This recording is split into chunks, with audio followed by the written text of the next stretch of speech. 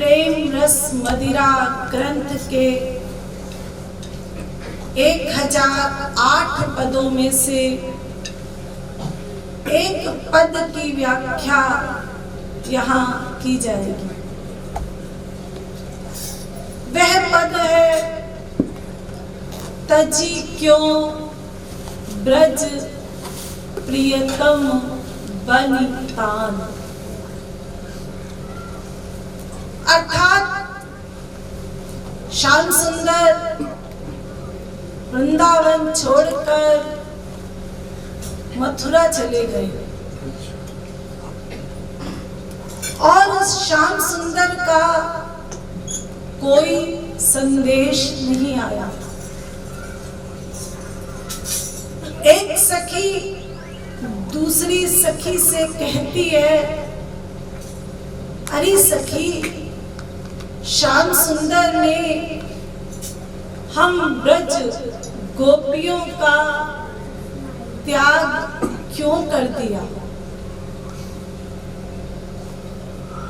ये जो प्रश्न करने वाली सखी है, ये ऋचा की अवतार है। शास्त्र वेद के विज्ञान में सबसे बड़ा आश्चर्य हो सकता है तो यही हो सकता है कि माधुर भाव युक्त निष्काम प्रेमिकाओं का श्याम सुंदर ने अकारण ही परित्याग कर दिया। विद्वत वर्ग में अनंत कोटि से अनंत काल तक ये आश्चर्यजनक प्रश्न बना हुआ है कि आखिर श्याम सुंदर ने ब्रज प्रेमिकाओं का परित्याग क्यों किया, जबकि भगवान का विरध है कि जो जीव जितनी मात्रा में जिस भाव से मुझसे प्यार करता है, उस जीव से उतनी मात्रा में उसी भाव से मैं प्रेम करता हूं। इतिहास भी गवाह है, द्रौपदी ने भगवान को पुकारा, भगवान भागे भागे आया। गजराज ने भगवान को पुकारा, भगवान उसकी रक्षा के लिए भी भागे भागे आया। इन दोनों ने भगवान को पुकारा, भगवान ने इनके दुखों को दूर किया, जबकि ये दोनों सकाम भक्त हैं। रसिकों के समाज में सकाम भक्ति की निंदा की गई है, क्योंकि सकाम भक्ति बिल्कुल निम्न रस वाली है। सकाम भक्ति करने वाले प्रेमा भक्ति का रस प्राप्त करते हैं। हम साधकों को दो प्रकार की भक्ति करनी होती है। एक साधन भक्ति, यानी मन श्याम सुंदर में लगाना, और दूसरी भाव भक्ति, मन श्याम सुंदर में लग जाना। एक भक्ति तो हमको करनी पड़ती है, दूसरी भक्ति अपने आप हो जाती है, यानी इसको करना नहीं पड़ता, ये अपने आप होगी। फिर तीसरी क्लास होती है प्रेमा भक्ति की। जब जीव प्रेमा भक्ति में पहुंचता है तो वह जीव कृत्य हो जाता है, कृतार्थ हो जाता है। यानी सभी दुखों से दूर हो जाता है, उसकी माया निवृत्ति हो जाती है। लेकिन ये प्रेमा रस सबसे निम्न रस है, इससे ऊंचा रस है स्नेह भक्ति का, उससे ऊंचा रस है प्रणय भक्ति का, उससे ऊंचा रस है मान भक्ति का, उससे ऊंचा रस है राग भक्ति का, और उससे ऊंचा रस है अनुराग भक्ति का। और जो अंतिम क्लास है रस की, वो है भावावेश भक्ति।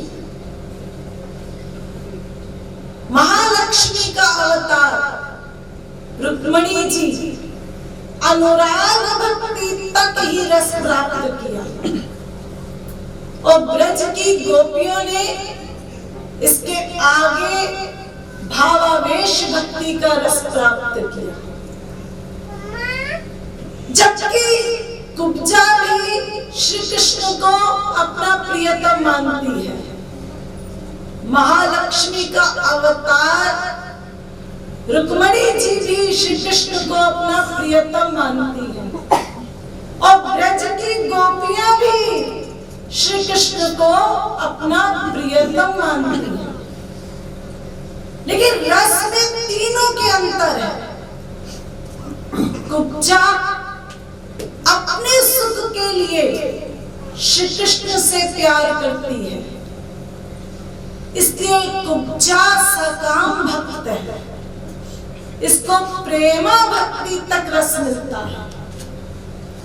महालक्ष्मी अपने सुख को भी चाहती है और श्री कृष्ण के सुख का भी ध्यान रखती है, अर्थात सकाम निष्काम निष्ठर रस है। इसलिए महालक्ष्मी रुक्मिणी अनुराग भक्ति का रस प्राप्त करती है। लेकिन गोपियां ब्रज की ये केवल श्री कृष्ण के सुख के लिए ही उनसे प्रेम करती हैं। गोपियां कहती है, हे श्री कृष्ण आप हमारे जीवन हैं और हम आपके जीवन हैं। ये ठाकुर जी गोपियों के कौन है? वेद कहता है भवदा युष्मय।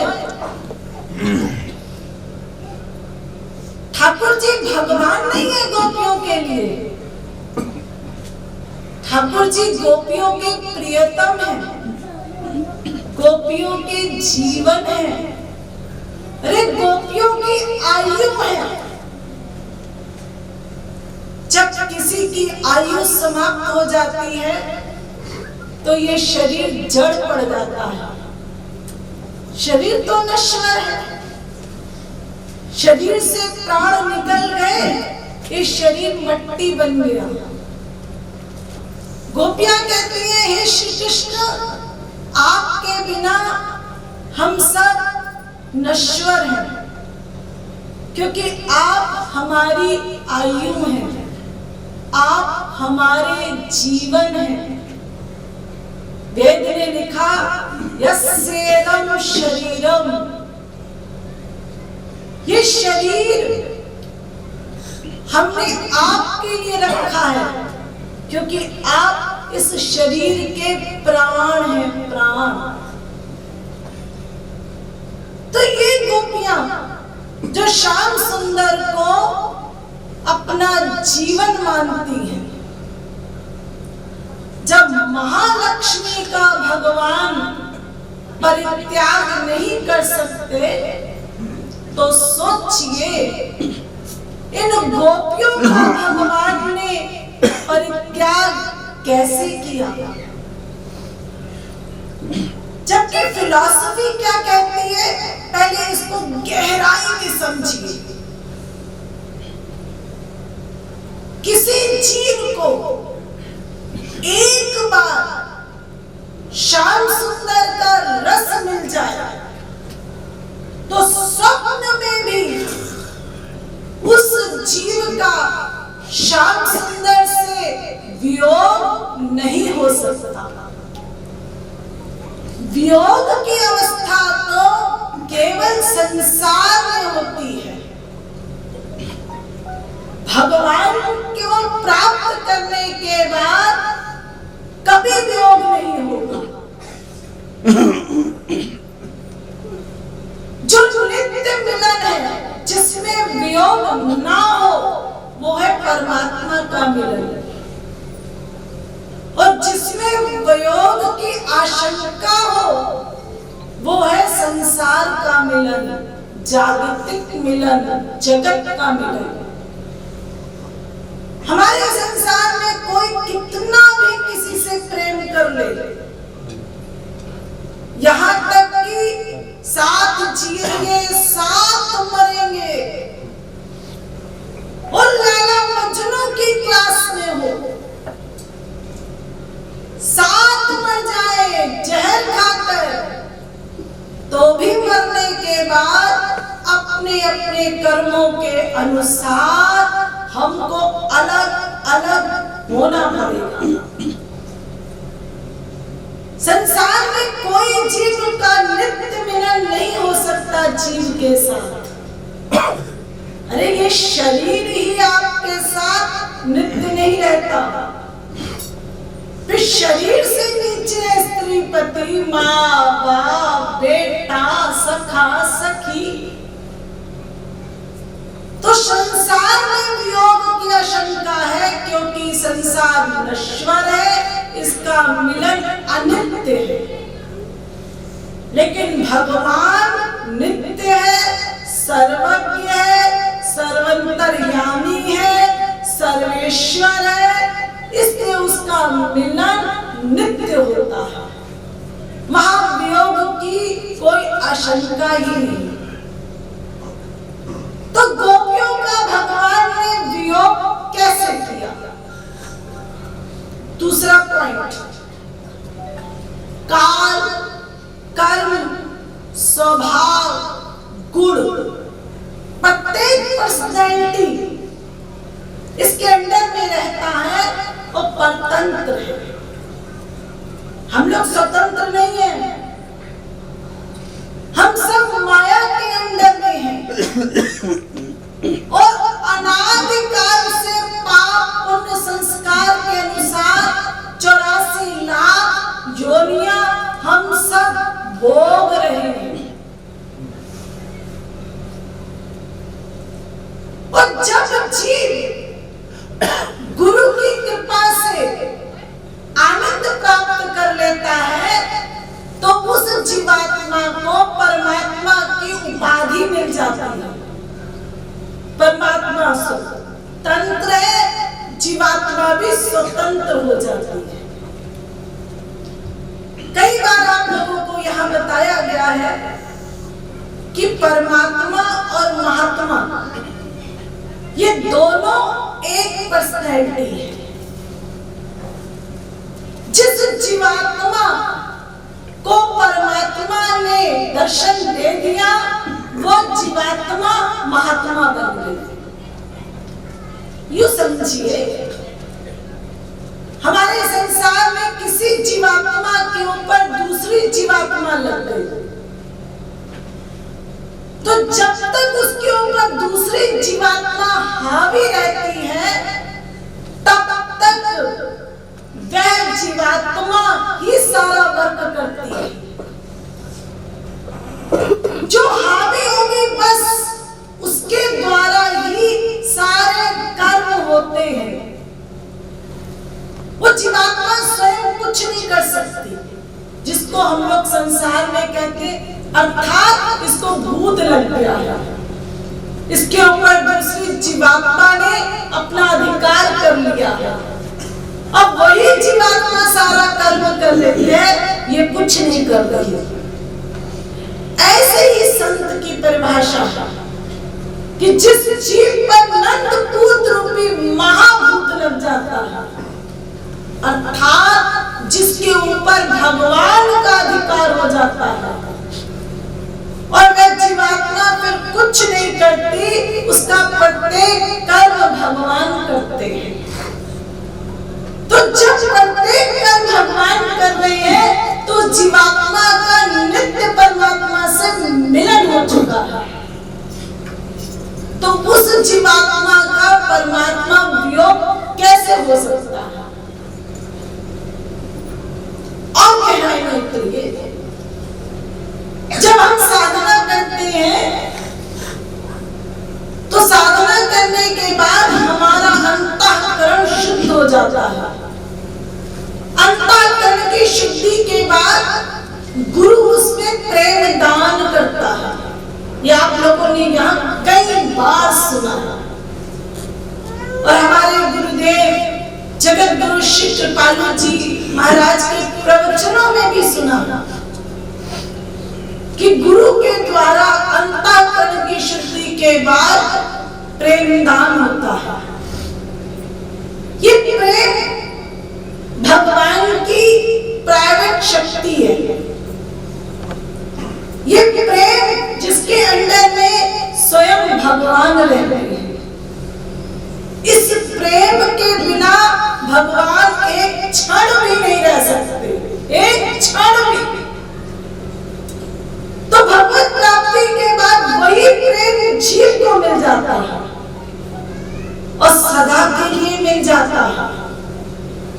तो जब सदा के लिए वो भगवान का प्रेम मिल गया जिसके अंदर में भगवान है, तो फिर भगवान का इस जीवात्मा से वियोग हो ही नहीं सकता।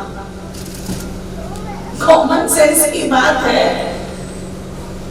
कि एक रसगुल्ला खाने वाला नीम का फल क्यों खाएगा? अरे जिसको परमानंद का आनंद मिल जाए वो संसार के आनंद के लिए क्यों तरसेगा? ये तो एक मूर्ख भी जानता है। इसलिए जीवात्मा का परमात्मा के साथ नित्य मिलन है। सकाम भक्तों का भी नित्य मिलन रहता है। फिर महालक्ष्मी तो सकाम निष्काम मिक्सचर है और उनकी भी आराध्या गोपियां। इनका परित्याग भगवान कैसे कर सकते हैं? अगर गोपियों का परित्याग हो सकता है तो ब्रह्मा शंकर ये भी चैलेंज नहीं कर सकते कि हम श्री कृष्ण से नित्य मिलन करते हैं, क्योंकि ब्रह्मा शंकर तो गोपियों से नीचे की सीट है। गोपियां तो ब्रह्मा शंकर से भी ऊपर है। अगर उन गोपियों का परित्याग हो गया तो फिर ये जीवात्माएं भगवान के मिलन की क्या आशा करती है? और जबकि वेद कहता है जन्मांतर सहस्रेषु, अनंत जन्मों के अनवरत प्रयत्न के पश्चात किसी सौभाग्यशाली जीवात्मा के अंदर श्री कृष्ण का प्रेम जागृत होता है। ये साधारण बात नहीं है। ये अनंत जन्मों के संस्कार उदय होते हैं, तब ये श्री कृष्ण का प्रेम जागृत होता है। उसे प्रेम जागृत होने के बाद वो जीवात्मा माया मुक्त हो जाती है और उसके बाद उस जीवात्मा का श्री कृष्ण से मिलन हो जाता है। और मिलन होने के बाद फिर भी जी ये कैसे हो सकता है? देखिए 3 पर्सनैलिटी है हमारे संसार में। एक जीवात्मा, दूसरी परमात्मा और तीसरी माया। अब हमारे ऊपर अभी माया हावी है। जब भगवत प्राप्ति होगी तो हमारे ऊपर भगवान का अधिकार हो जाएगा, क्योंकि जीवात्मा के ऊपर नहीं रहती, वो तो न्यूट्रल है। अगर किसी जीवात्मा का भगवान से मिलन हो गया और उसके बाद वियोग हो गया, तो फिर उस जीवात्मा के वियोग के समय क्या उसके ऊपर माया हावी होगी? एक कथानक है कि जब भगवान राम लंका में चढ़ाई करने जा रहे थे तो सभी वानरों ने मिलकर समुद्र में पुल बनाया। प्रत्येक पत्थर के ऊपर राम लिखा और समुद्र में फेंका और वह पत्थर तैरने लगा।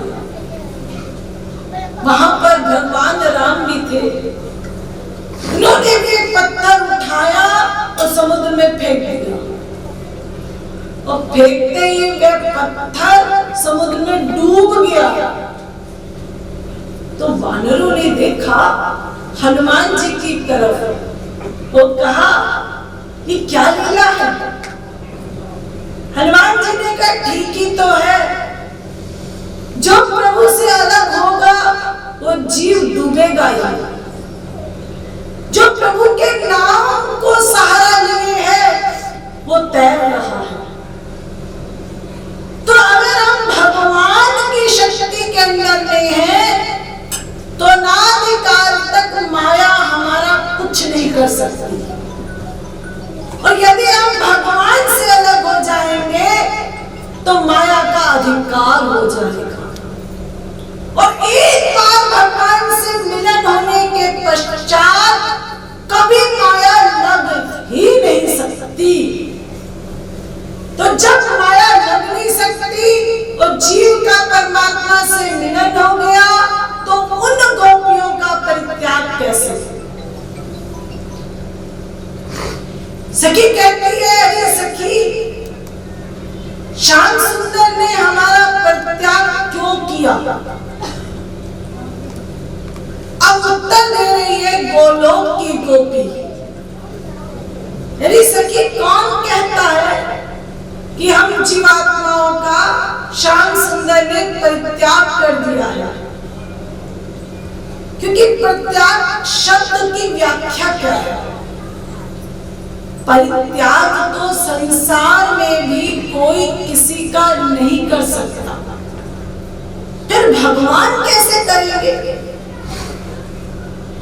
परित्याग माने जिसका भीतर और बाहर दोनों से कनेक्शन कट जाता, यानी भीतर और बाहर दोनों प्रकार से नाता टूट जाता।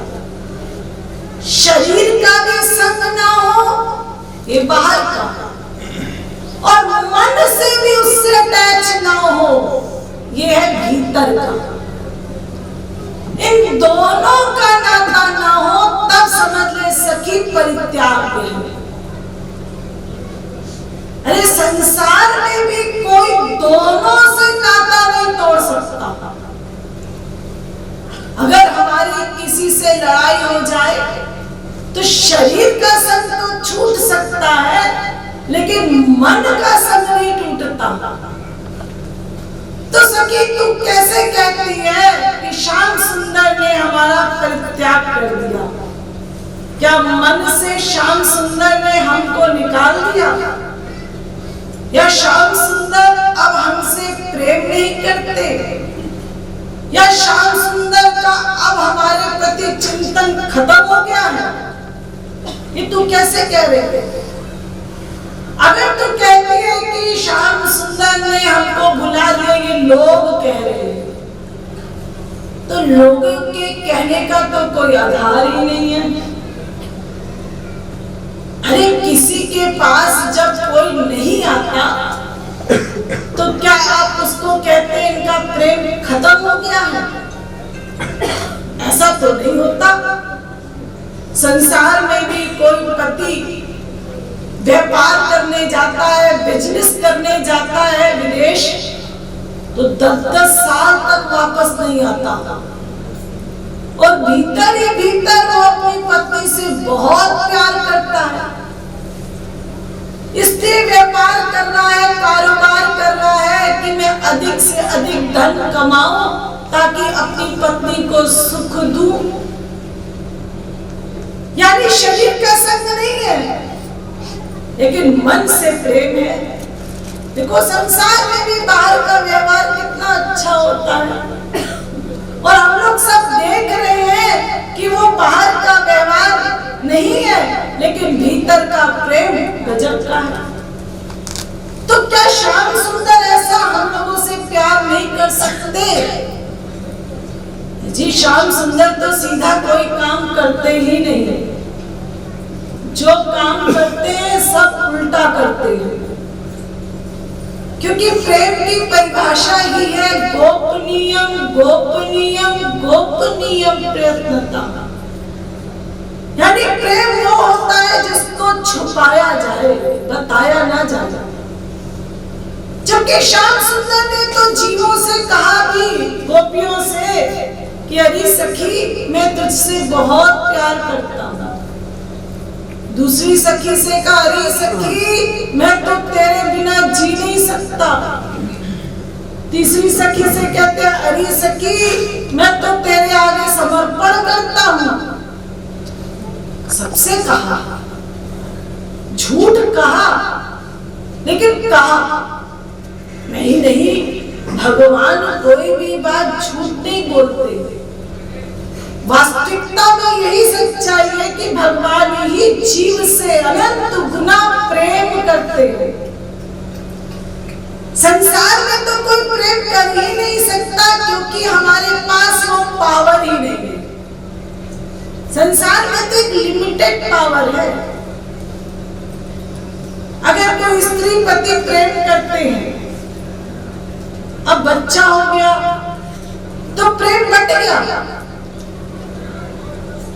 यानी जो प्रेम वो 1 घंटे में दोनों साथ रहते थे, अब उन दोनों के बीच में जब बच्चा आ गया तो उनका प्रेम बट गया, समय बट गया, चिंतन बट गया। लेकिन भगवान का प्रेम नहीं बटता। भगवान अनंत जीवात्माओं के साथ एक साथ प्रेम कर सकते हैं, और उनके प्रेम में कोई भी भाग नहीं होता, क्योंकि उनके पास अनलिमिटेड पावर है प्रेम की। एक बार नारद जी के मन में एक ख्याल आया कि संसार में किसी की 2 स्त्रियां होती हैं तो वो आपस में लड़ मरते हैं, और द्वारिकाधीश की तो 16,108 पत्नियां, उस सभी पत्नियों के 10-10 लड़के। द्वारिकाधीश कैसे प्रेम करते हैं इनसे? क्या इनका प्रेम घटता बढ़ता नहीं है? नारद जी द्वारिका गए और उन्होंने हर महल में देखा एक श्री कृष्ण एक पटरानी, एक श्री कृष्ण एक पटरानी। ठाकुर जी का अनंत रूप है।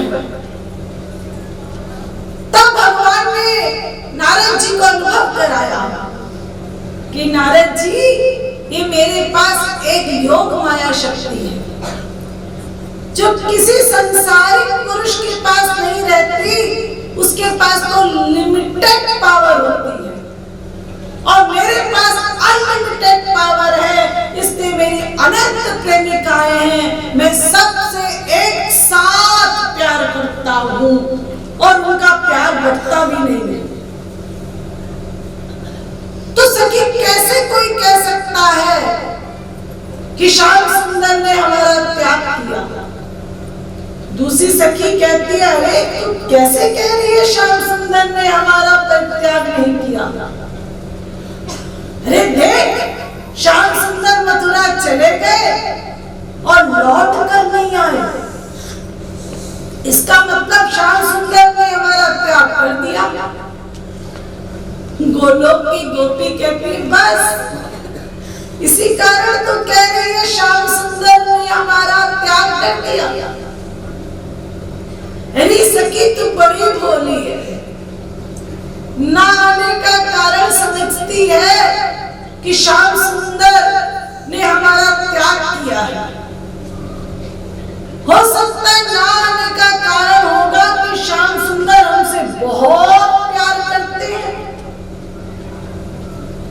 अरे जैसे संसार में कोई बाप अपने बेटे से बहुत प्यार करता है, अब उसका जब बेटा बीमार हो जाता है तो बाप घर छोड़ के भागता है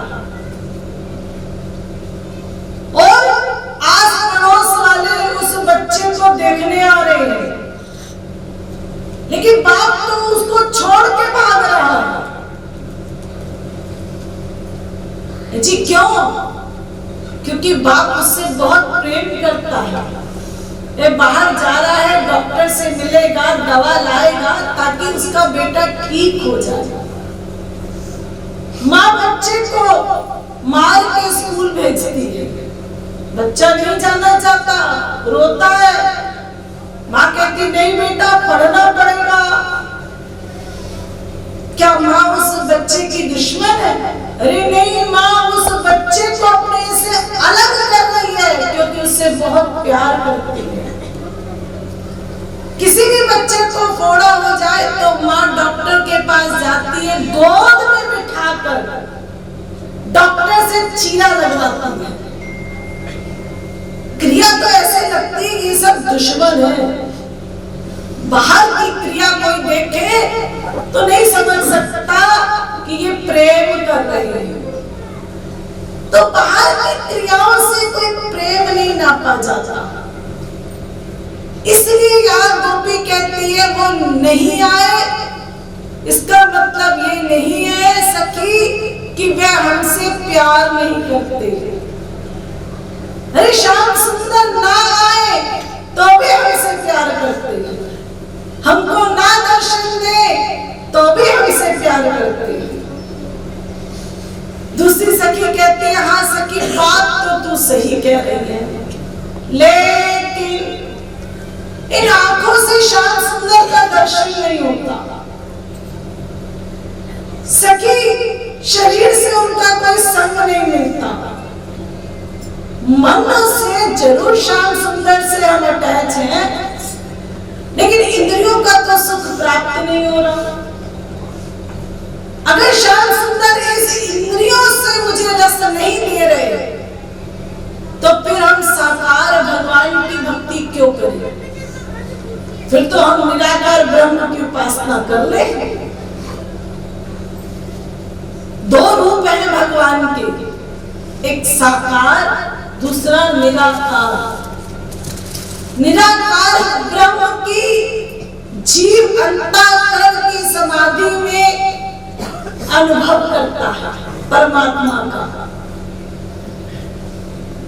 लेकिन साकार भगवान की भक्ति में जीव प्रत्येक इंद्रियों से भगवान का रस लेता है।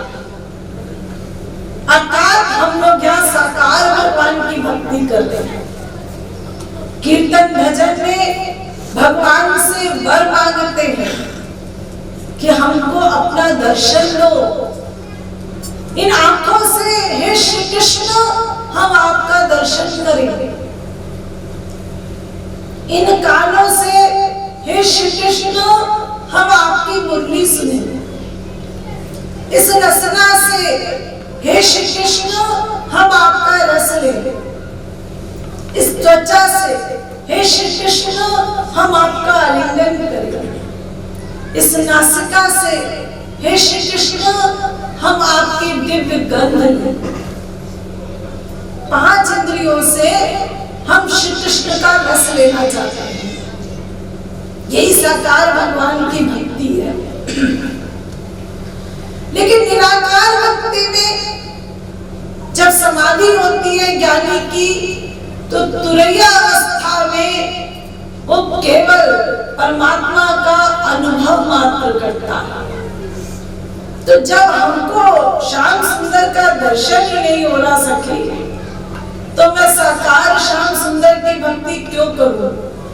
फिर तो मैं निराकार ब्रह्म की उपासना करूंगी। तो गोलोक की गोपी मुस्कुराती है, अरे सखी तू नहीं जानती कि इस वियोग में भी कोई राज है। श्याम सुंदर की क्रिया का राज होता है, प्रत्येक क्रिया का। तो श्याम सुंदर हमारा वियोग कर रहे हैं तो इसमें जरूर कोई राज होगा।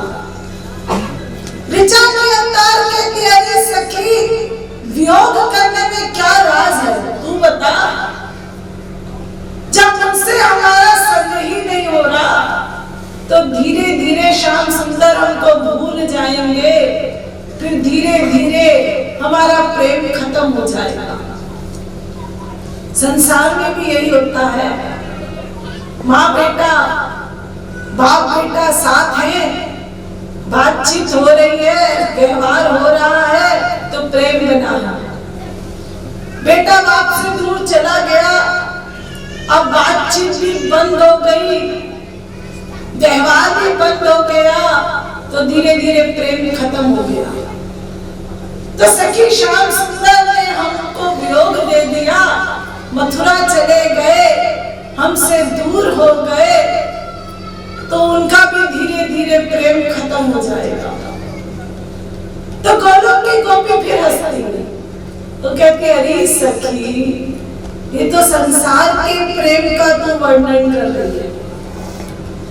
जो संसार का प्रेम होता है ना, जीव अपने सुख के लिए प्रेम करता है, जब तक उसको सुख मिल रहा है, और जब सुख मिलना कम हो गया, प्रेम कम हो गया, और जब उसी से सुख की समाप्ति हो जाती है, स्वार्थ सिद्धि खत्म हो जाती है, तो उससे प्रेम खत्म हो जाता है। अरे आंखों से दर्शन भी ये अपने सुख की कामना है। तो जहां अपने सुख की कामना है सखी, वहां पर प्रेम खत्म हो जाता है। और दूसरी बात, संसार का जो प्रेम है वो केवल एक आसक्ति है। आसक्ति का लक्षण क्या है? आसक्ति का अर्थ क्या है? दुख। और जो भगवान का प्रेम है वो दिव्य प्रेम है, और भगवान का प्रेम तो प्रतिक्षण बढ़ता है। ध्यान दीजिए, जब हम संकीर्तन करते हैं तो भगवान के वियोग की कामना होती है, उनके दर्शन की लालसा होती है। उस समय आपका अंतःकरण में ईश्वर के प्रति प्रेम बढ़ता है। और संसार में जब वियोग होता है तो प्रेम घटता है, लेकिन भगवान में प्रेम बढ़ रहा है। तो सखी, संसार में प्रेम घटता है, भगवान के लोक में वियोग में प्रेम घटता नहीं, बढ़ता है।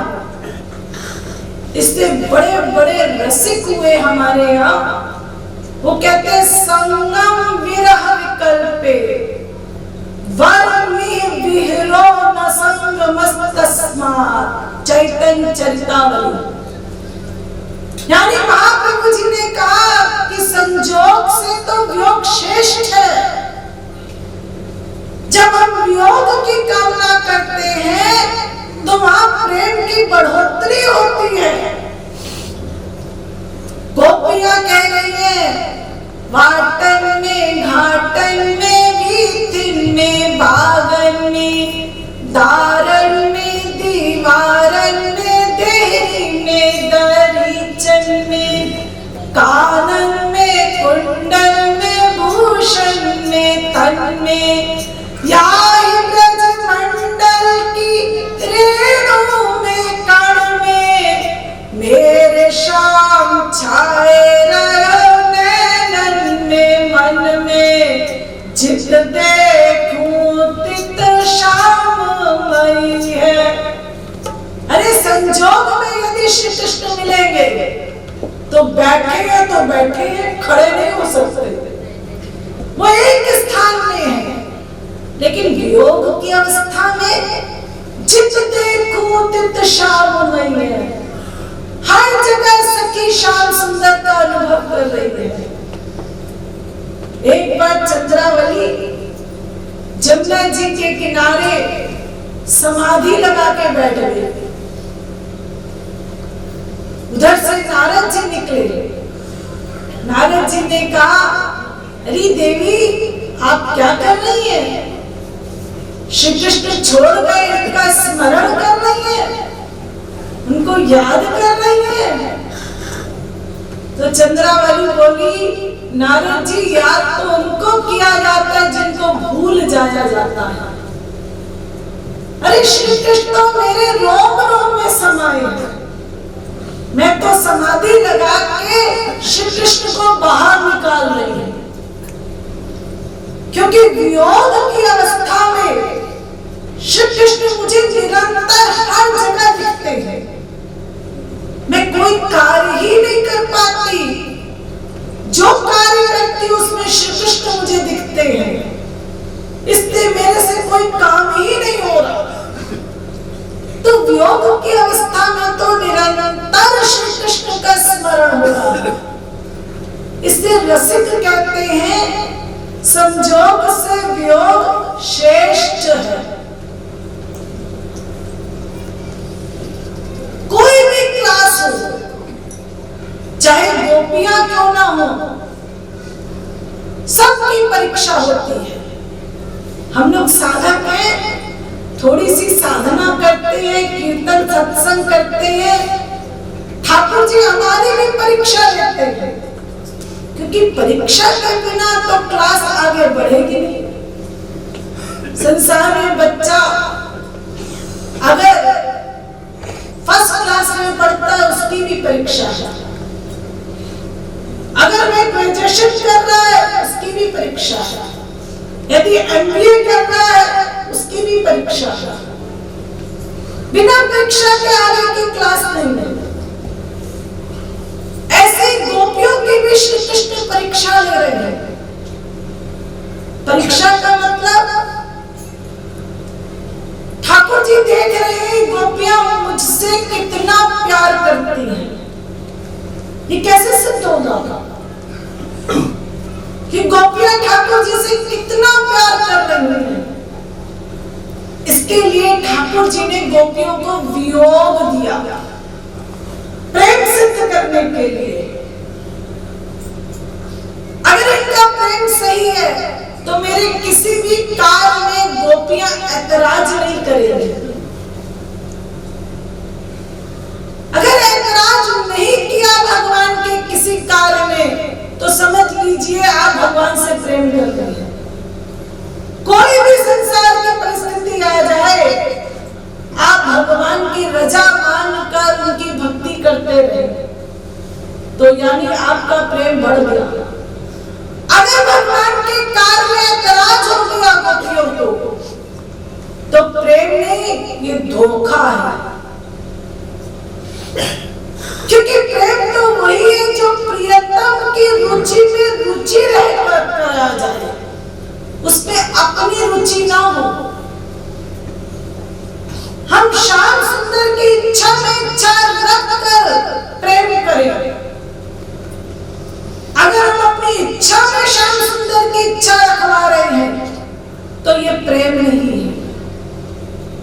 लेकिन कोई भी जीवात्मा कैसे जानेगी कि श्याम सुंदर की क्या इच्छा है? ऐसी योग्यता सब जीवात्माओं के अंदर तो है नहीं। तो तुलसीदास जी ने कह दिया उस जीवात्मा को केवल अपने गुरु की, भगवान के शास्त्र वेदों की आज्ञा पालन करनी चाहिए। आज्ञा समनस साहिब सेवा, जो भगवान और गुरु की आज्ञा मानकर सेवा कर रहा है, समझ लीजिए ये भगवान की रुचि में आपने रुचि रखनी। इसके हमारे गुरुदेव ने तो बहुत सुंदर कीर्तन बनाया।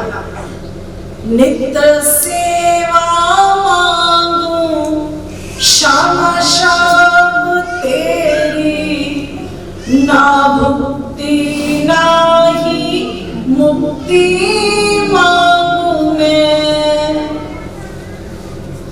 केवल आपकी सेवा मांगते हैं श्याम सुंदर। इसके अलावा हमें ना ब्रह्मलोक का सुख चाहिए, ना ज्ञानियों वाली मुक्ति चाहिए। केवल हम आपके सुख में सुखी रहना चाहते हैं।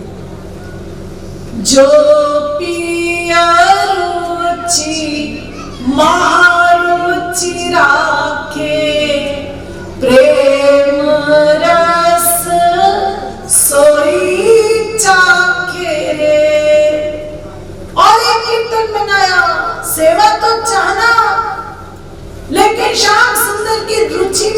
रुचि रख के सेवा करना। ये मृत्यु का विषय तो संसार का है। भगवान से प्रेम जो जीव करता है उसको तो अमरत्व की प्राप्ति होती है। संसार का प्रेम विष है और श्याम सुंदर का प्रेम अमृत है। संसार में जो प्रेम करते हैं उनकी अंतिम क्लास क्या है? मौत, मर जाना। लेकिन जो भगवान से प्रेम करते हैं उनकी अंतिम क्लास है अमरत्व की प्राप्ति। तो सखी मरने की बात मत बोल, ये तो अमर हो रहा है प्रेम, इसमें मृत्यु किसी की हो ही नहीं सकती, क्योंकि अमृत पीने वाला अमर होता है, उसकी मृत्यु नहीं होती। और सखी ये तो श्याम सुंदर का देह है। श्याम सुंदर इस देह को जो चाहे करे। अरे हमारे पास कोई चीज है, मान लीजिए ये तकिया है, अब हम चाहे उसको यहाँ रख दे, चाहे उठाकर इसको यहाँ रख दे, हमारी चीज है, हम इसको जो चाहे करें। ऐसे श्याम सुंदर की ये जीवात्मा है। श्याम सुंदर चाहे वृंदावन 6 किलोमीटर दूर तुझे रखे मथुरा से, चाहे गोलोक रख दे। सखी श्याम सुंदर के किसी कार्य में अपनी बुद्धि नहीं लगानी, यही प्रेम का स्वरूप है। श्याम सुंदर जैसे चाहे हमको रखें। तुलसीदास जी ने प्रेम की बहुत सुंदर परिभाषा की है। तुलसीदास जी ने कहा एक पपीहा चातक, ये पपीहा केवल स्वाति जल से प्रेम करता है। ध्यान दीजिएगा, जांचे 12 मास पपीहा स्वाति जल। पपीहा जमीन में पानी पड़ा हुआ कभी नहीं पीता। जब वर्षा आती है अपनी चोंच खोल देता है, जो वर्षा की बूंदें उसमें पड़ती है बस उसी को पीता है। अब जब वर्षा नहीं आती पपीहा प्यासा रहता है, वह देखता रहता है ऊपर। अरे वर्षा होने से पहले बादल क्या करते हैं? गरजते हैं, आंधी आती है, पत्थर गिरता है। रोष न प्रियतम दोष लखी। तुलसीदास जी ने और सुंदर लिखा कि पपीहा अपने प्रियतम में कोई दोष ही नहीं देख रहा, ना उसका गरजना देख रहा है, ना पत्थर बरसाना देख रहा है। वो तो एक टकटकी लगाया है कि वर्षा होगी होगी, नहीं हुई वर्षा। पपीहा प्यासा उड़ पड़ा, कितनी देर उड़ेगा? उड़ते उड़ते वह पपीहा थक गया, एक पेड़ की छाया में आके बैठ गया और फिर सोचने लगा ये पेड़ भी जमीन के पानी से सींचा है, मैं इस पेड़ में नहीं बैठूंगा। फिर उड़ा, फिर थक गया, फिर एक पेड़ की आड़ में आकर बैठ गया। वहां शिकारी बाण साधे था, उसने पपीहा को देखा और तुरंत बाण मारा। नीचे गंगा जी बह रहे थे। अब भाव देखिए तुलसीदास जी की और सुंदर। जब पपीहा को कोई बाण लग गया, घायल हो गया, गंगा जी में गिरने जा रहा है, सोचता है पूरे जीवन एक स्वाति जल के लिए तरसता रहा, चलो अंत में गंगा जी मुख में जाएंगे, मुक्ति मिल जाएगी। तुलसीदास जी ने फिर भाव बदला और कहा कि गिरते गिरते उसने कहा नहीं, प्रियतम मिले चाहे ना मिले। और गंगा जी में गिरते समय उसने चोंच ऊपर कर दी और प्यासा मर गया, लेकिन अंत तक अपने प्रियतम से प्रेम करता रहा। ऐसा प्रेम करना है भगवान से। ये जीवन क्या, अगला जीवन भी मिल जाए, लेकिन प्यार से ही करेंगे। कभी प्रियतम में कोई दोष नहीं डालेंगे। जब ये प्रेम हो जाएगा तब समझ लीजिएगा प्रेम की परिभाषा हमने समझ लिया। क्योंकि प्रेम के तो दो ही रूप हैं, एक संजोग, दूसरा वियोग। जब जीव लापरवाह हो जाता है गुरु से, भगवान की भक्ति से, तो भगवान उसको वियोग का रूप दिखाते हैं ताकि जीव सजग हो जाए और फिर श्याम सुंदर से प्रेम करे। आप बांके बिहारी मंदिर जाते हैं, आप वहां देखते हैं बिहारी जी का पर्दा लगाया जाता है, हटाया जाता है, लगाया जाता है, हटाया जाता है। ये क्या है? ये संजोग और वियोग का दोनों का स्वरूप है। जब हमें एक बार दर्शन होते हैं, पर्दा सामने आता है, तो हमारे अंदर और दर्शन की लालसा बढ़ती है। जब पर्दा हटता है तो हमारे अंदर एक नई लालसा से दर्शन के भाव आते हैं। यानी दोनों भाव से प्रेम करना सिखाया जाता है। प्रेम तो विषामृत है, बाहर से विष जैसा लगता है लेकिन अंदर अमृत का रस घोलता है। तो सखी जो प्रेम है, इस प्रेम में वियोग का रस तो बहुत ऊंचा है। क्योंकि वियोग के रस से सखी प्रेम बढ़ता है, और जब प्रेम बढ़ता है तो ठाकुर जी का रस और अधिक बढ़ जाता है। इसलिए गोपियों को सबसे अंतिम रस भावावेश भक्ति वाला मिला।